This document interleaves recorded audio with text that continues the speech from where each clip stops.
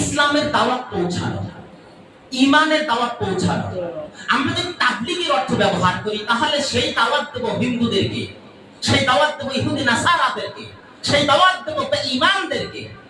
আমরা দাওয়াত দিচ্ছি এক মসজিদ থেকে আরেক মসজিদে মুসলমানদেরকে। এটা তো তাবলীগ হতে পারে না। উলামায়ে কিরাম আমরা বলে থাকি এটা তাবলীগ নয়, এটা হতে পারে তালিম। সম্মানিত হাজিরিন, বিষয়টা আসলে খুবই সহজ বিষয়। যেহেতু একটা লেখা এসেছে, লেখাটা এখন সময় দাবি। সমস্ত মসজিদ থেকেই অবশ্য বিভিন্ন ইসলামিক কনফারেন্স থেকে বা রাষ্ট্রীয় পর্যায় থেকে ঘোষণা এসেছে। আর সে অনুযায়ী যেহেতু লেখা এসেছে আমাকেও বলা দায়িত্ব। সেটি হচ্ছে তাবলীগের কার্যক্রম এটা করবে ওলামারা, এটাই স্বাভাবিক, ঠিক না? তাবলীগের বিষয়টা কিন্তু দেখেন আসলে সময় কম। ইলিয়াস রাহিমাহুল্লাহ যিনি তাবলীগের উদ্ভাবক, তিনি যে লেখাটা দিয়েছেন তার একটা লিখিত বইতে একটা কথা আছে যে আমি দাওয়াত ও তাবলীগ নামটা আমি দেই নাই। খেয়াল করেন, দাওয়াত ও তাবলীগ নামটা কি আমি দেই নাই।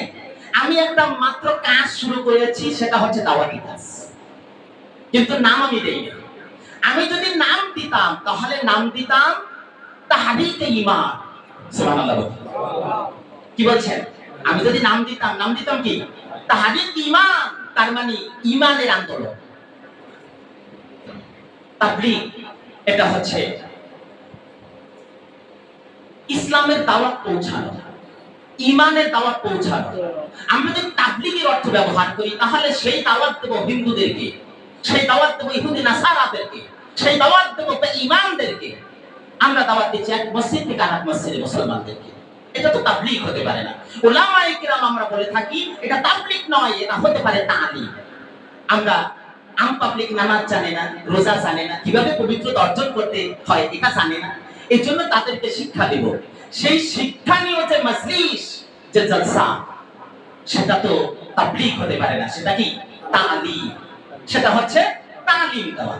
অতএব ভাইরা আমার, বিস্তারিত বলার সুযোগ নেই, তবে একটি বিষয়, এরকম দাওয়াত ও তাবলীগ এরকম যদি যে কর্ম বাংলাদেশ রয়েছে, পাকিস্তান রয়েছে, ভারত রয়েছে, সমস্ত উলামায়ে কিরামের একটাই সিদ্ধান্ত, সেটি হচ্ছে এরকম দাওয়াতের দায়িত্ব যিনি গ্রহণ করবেন তিনি আলেম হওয়া শর্ত।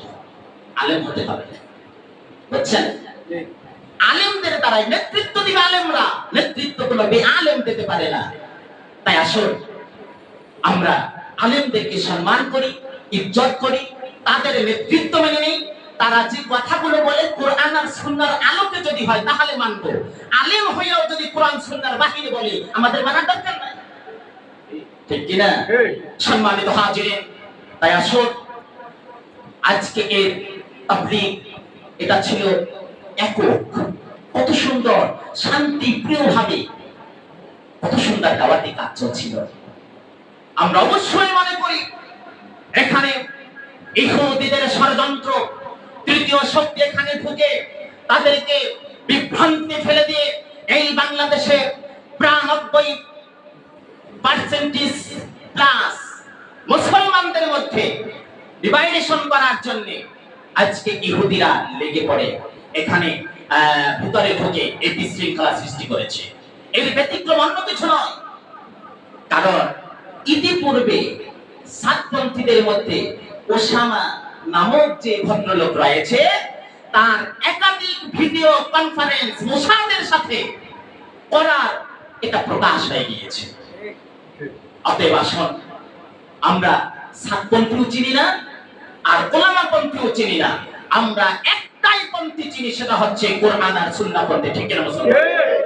আমরা কোন পন্থী চিনি না, আমরা কোন দাওয়াত ও তাবলীগ এটা বুঝি না, আমরা কোন জামাত ইসলামী চিনি না, আমরা ওই চরমনাই সারসিনা ফরফুরা জনপুরি চিনি না। আমরা একটাই মাত্র চিনি, সেটা হচ্ছে কোরআন আর সুন্নাহ পন্থী, ঠিক না মুসলমান? আর যদি কোরআন সুন্নাহ পন্থীর মধ্যে একমাত্র ভীরু থাকা যায়, একমাত্র পূর্ণ আস্থার বিশ্বাস আল্লাহর উপরে রাখা যায়, তাহলে এরকম নিহতের সংখ্যা বাড়বে না, মুসলমানদের মধ্যে বিভ্রান্তি ছড়াবে না, এই রকম বাংলাদেশের অশান্তি সৃষ্টি হওয়ার কোনো সুযোগ থাকবে না, ঠিক কিনা মুসলমান? তাই আসুন আমাদের ভাই যারা মারা গিয়েছে, তাজা প্রাণ রক্ত ছড়িয়ে দিয়েছে, শহীদ হয়ে গিয়েছে, আল্লাহ তাআলা তাদেরকে জান্নাতের উচ্চ মাকাম দান করুন বলে আল্লাহুম্মা আমিন। সর্বশেষে আপনাদের প্রতি আমাদের আহ্বান, অত্র মসজিদের পক্ষ থেকে ইতিপূর্বে আমরা জানিয়ে দিয়েছি, অত্র মসজিদের কর্তৃপক্ষ নির্দেশ ক্রমে আমাদের এই মসজিদের সমস্ত কার্যক্রম থেকে একমাত্র কোরআন সুন্নাহর আলোচনা ছাড়া, তালিম ছাড়া সমস্ত কার্যক্রম আপাতত বন্ধ থাকবে।